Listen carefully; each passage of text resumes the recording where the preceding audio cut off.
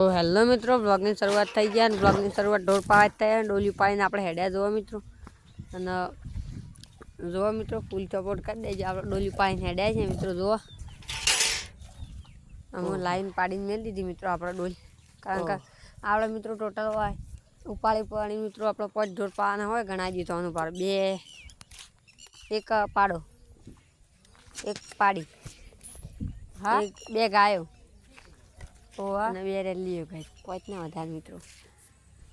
મિત્રો ઢોર પાતા હતા અને અમારા બ્લોગની શરૂઆત થઈ ગઈ હતી મિત્રો. અને ઢોર પાન ચાલુ કરી દીધું મિત્રો. જો આજનું ડેલી રૂટીન એ જ હોય મિત્રો.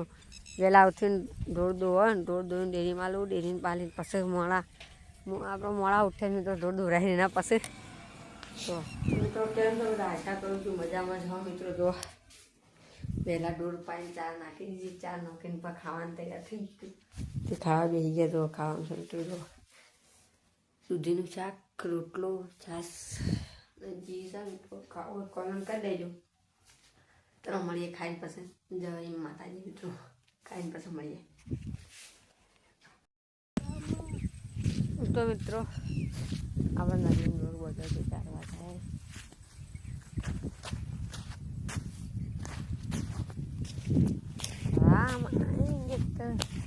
આપણા ગાય નદી ઢોર બધા છીએ ચારવા જાય છે કે હેલો ગાય અમે ઢોર ચારવા જાય